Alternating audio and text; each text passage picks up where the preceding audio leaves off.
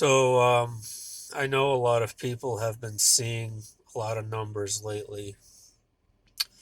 And I'm one of those people who are seeing numbers repeat daily, multiple times a day.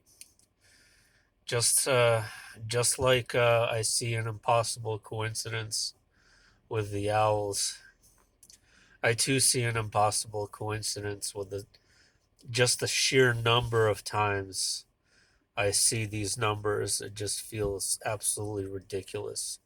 Just on the way here to work right now, I saw three license plates with a number 666. I see it in documentaries and billboards, on buildings, on graffiti, numbers, people calling. I see it every day, everywhere, 666, and also the reverse, 999. In addition to that, I've also been seeing the number 113. I see that number multiple times a day, probably as many as 5 to 7 times a day.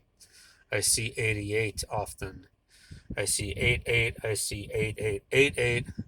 I see 911. I've been seeing 911 since probably early last year. Probably a couple of years now, actually. I'm seeing 911, and I'm seeing it a lot. I'm seeing that one probably more than all of those other ones combined, multiple times a day. It's kind of bothering me. I've done a lot of research seeing what it could mean, what it does mean. Yes, I know about all the angel numbers and the gematria, yada yada yada, but I don't think that's related to any of it. I don't know why, I just don't. I know Trump's number is 88. Could be something with that. I know 666 has both good and bad connotations to it. It's a really complex number. It's not. You can't just chalk it down to something demonic because it's more than that. You can look it up yourself. Having said that, I actually wanted to discuss real quickly a book I wrote a while back about the structure and nature of the omniverse. The omniverse being a near infinite. That doesn't make any damn sense. Near infinite.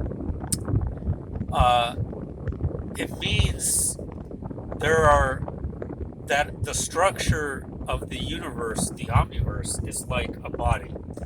It's like a human body. Every cell is a universe. Every galaxy inside, um, every galaxy inside the universe, inside the cell, is a mitochondria. Every solar system is an atom, with the planets and stars uh, being electrons and protons rotating around the atom, and the nucleus of the atom being the central star, the sun. And you also have the nucleus of the universe, which is either a black hole or a white hole, depending on how the universe is structured. If it's a matter universe, if it's a light universe, if it's a thought universe. There are many variations, types, and kinds of universes. There are not simply just material universes in which you physically see material forms. There's other things that are very difficult to describe and beyond our comprehension at this time. But they're structured like a body, and the number of cells in your body, as you guys know, probably ranges in the trillions. Same thing with the universes inside the body of God. They range from a number that is inconceivably large. It is not ever infinite, because it cannot be, because just like in a human body, you have cells that are born and cells that die. So you have a constant, never-ending replacement of cells.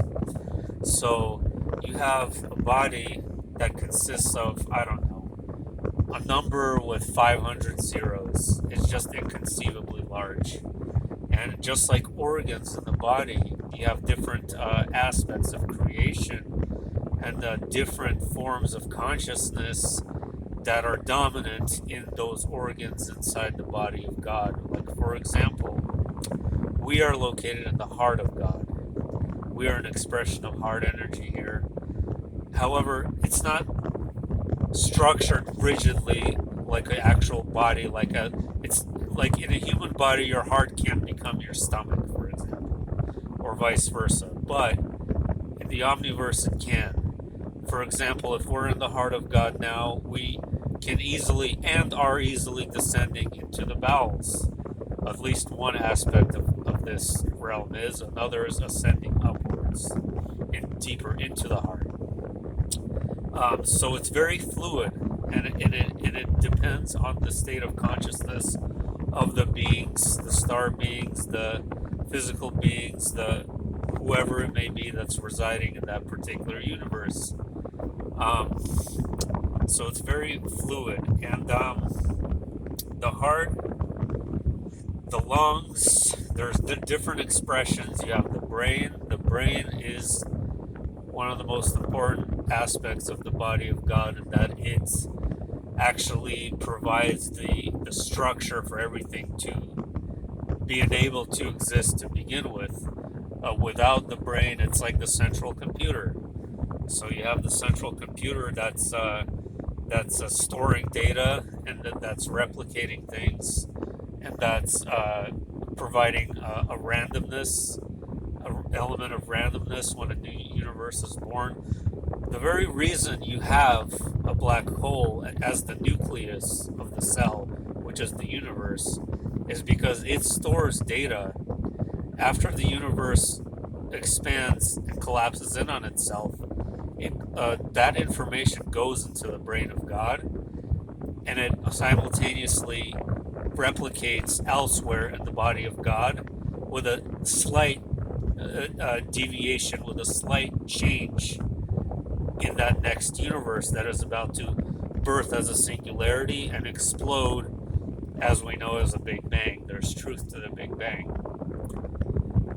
Having said that, it's hard to contemplate how there could possibly be something outside of God. How could anything be outside of God if everything, all that ever was and all that ever will be, is God, and that is true? And we have to really broaden our perspective of what we see as being outside of God. But I believe there actually is something outside of God.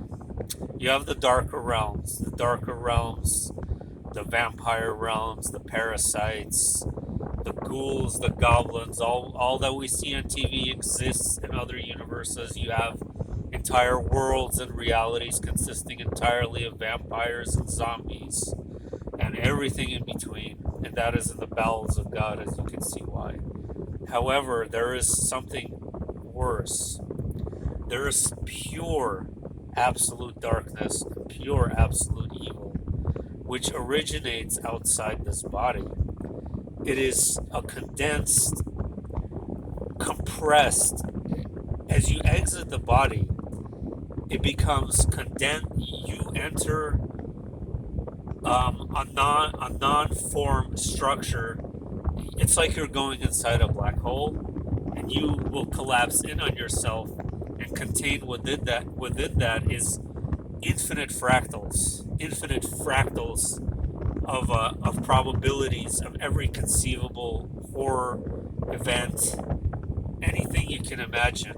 And that at times, just like parasites in our own bodies, that information from that compressed density realm outside of God enters into God and sort of infects God.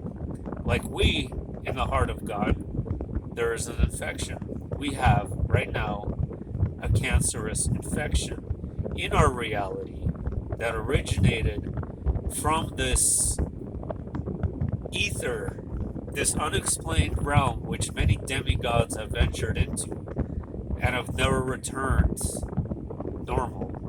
You've heard the stories of Enki and Enlil. Because it's real.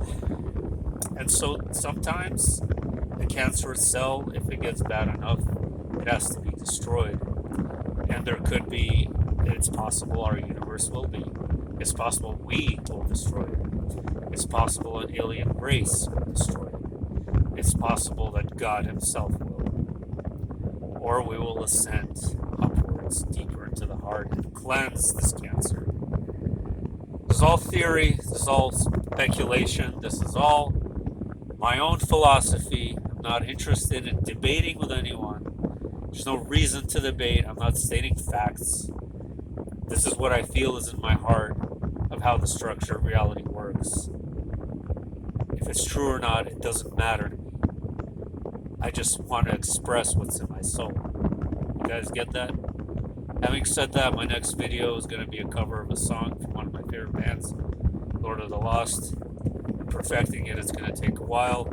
It's not going to be my crappy improvisations I've been doing lately. It's going to be a little bit better. Bye-bye.